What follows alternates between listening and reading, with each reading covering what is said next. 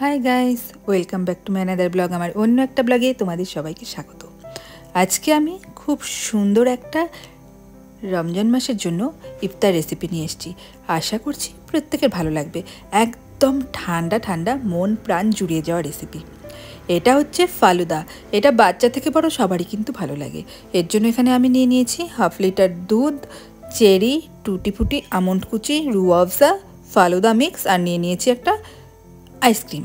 এখানে যেহেতু বাটারস্কচ ফালুদার যে ফ্লেভারটা নিয়েছি সেই জন্য বাটারস্কচ আইসক্রিম নিয়েছি। দুধটা দেখুন একটু গরম হতে বসিয়ে দিয়েছি। একটু গরম হতেই এর মধ্যে ফালুদা মিক্সটা কিন্তু দিয়ে দিচ্ছি।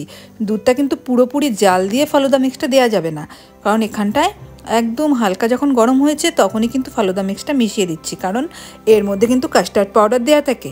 সেই জন্য গরমের মধ্যে দিলে দলা পেকে যেতে পারে। সেই জন্য আমি একদম হালকা গরম হতেই মিক্সটা দিয়ে খুব ভালো করে মিশিয়ে নিয়েছি। দেখুন 5 মিনিট পরে বন্ধুরা একটু কিন্তু হালকা হালকা ঘন ঘন ভাব বোঝাই যাচ্ছে।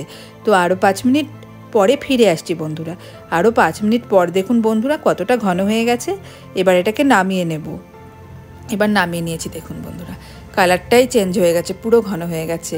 একে আমি 3 ঘন্টা মতো ফ্রিজে রেখে দিয়েছি। 3 ঘন্টা পরে ফিরে এলাম বন্ধুরা। 2 কাচের কাপ নিয়ে নিয়েছি, এর মধ্যে আমি রুয়াবজা ঢেলে দিলাম। এইবার আপনাদেরকে একটু দেখাচ্ছি, দেখুন কতটা ঘন হয়ে গেছে, সেটা আপনারা দেখলেই বুঝতে পারবেন। এই দেখুন মিক্সটাকে আস্তে আস্তে করে আমি হাতা দিয়ে ঢেলে দেব। দেখুন বন্ধুরা কতটা ঘন হয়ে গেছে। তো ওরকম প্রথমে কিন্তু একটু পাতলা পাতলাই নামাতে হবে। যদি এরকম ঘন করতে চান তাহলে কিন্তু পুরো জমে যাবে পরে। এই দেখুন অনেকটা তো ঘন হয়ে গেছে। তো 2 হাতা মতো ঢেলে দিয়ে এর মধ্যে ওপর থেকে আর একটু সামান্য রুয়াবজা কিন্তু আমি দিয়ে দিলাম। রুয়াবজাটা অপশনাল, কারণ এটা দেখতে ভালো লাগে সেই জন্য দিয়েছি। এবার ওপর থেকে কিছুটা বাদাম কুচি আর একটু টুটি ফুটি দিয়ে দেব। দিয়ে এইবারে একটুখানি সামান্য চেরি দিলাম, দিয়ে আবারও কিন্তু একটুখানি ফালুদা মিক্সটা দিয়ে দিতে হবে। তো দেখুন বন্ধুরা আবারও আমি 2 হাতা মতো যে ফালুদা মিক্স কিন্তু অ্যাড করে দিলাম। হ্যাঁ, এইবারে ওপর থেকে আবারও দিয়ে দিচ্ছি একটু রুয়াবজা, তারপরে দিয়ে দেবো আস্তে আস্তে বাদাম কুচি। এইবারে আগেই টুটি ফুটি দিলাম না, এইবারে দিয়ে দিচ্ছি আইসক্রিম, বাটারস্কচ যে আইসক্রিমটা নিয়েছিলাম সেই আইসক্রিমটা। তারপরে দেখো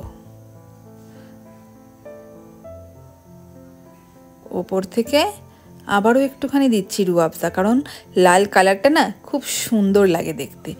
এইবার আস্তে আস্তে দিয়ে দিচ্ছি ডেকোরেশনের জন্য টুটি ফুটি, দিয়ে দিলাম সামান্য কুচনো বাদাম। এইবার আরেকটা দিয়ে দেবো, সেটা হচ্ছে ফালুদা মিক্সের মধ্যেই ছিল আমার বাটারস্কচ স্প্রিঙ্কেল। একদম একটুখানি বাটারস্কচ স্প্রিঙ্কেলটা উপর থেকে ছড়িয়ে দিলাম। তো দেখুন বন্ধুরা একটা কিন্তু কাপ আমার সাজানো হয়ে গেছে ফালুদার। সেকেন্ড কাপটাও কিন্তু সেমভাবে সাজিয়ে নিয়েছি, দেখতেই পাচ্ছেন বন্ধুরা। আর দেখুন বন্ধুরা দেখতে কতটা সুন্দর হয়েছে। দেখেই তো মনে হচ্ছে না এখনই খেয়ে নিই, কারণ আমার তো আর সহ্যই হচ্ছে না। মনে ছিল কখন খাবো, কারণ দেখতে যতটা সুন্দর হয়েছে না বন্ধুরা, খেতে তো অসাধারণ হয়েছে। মানে একবার যদি আপনারা বাড়িতে বানিয়ে খান দেখবেন খুব কম খরচে কিন্তু আপনারা এই দোকানের মতো ফালুদা বাড়িতেই এনজয় করতে পারবেন। কারণ একটা ফালুদা দোকানে কিন্তু 150 থেকে 200 টাকার কম কিন্তু হবে না। তো সেইখানে এই ফালুদার খরচ কিন্তু পুরো 2 কাপ মিলে 100 টাকার মধ্যে। তো আমি সবাইকে রিকোয়েস্ট করবো বন্ধুরা, আপনারা আর বাইরের থেকে না কিনে ঘরেই বানিয়ে খান, দেখবেন একদম দোকানের স্বাদ পেয়ে যাবেন। আর একবার খেলে বারবার খেতে ইচ্ছে করবে, ছোটোর থেকে বড় প্রত্যেকেরই মন ভরে যাবে। তো কেমন লাগলো বন্ধুরা এই ফালুদা রেসিপি? আশা করছি প্রত্যেকের ভালো লাগবে। অবশ্যই কমেন্টে জানাবেন, আরও বেশি করে শেয়ার করবেন, সাবস্ক্রাইব করে দেবেন।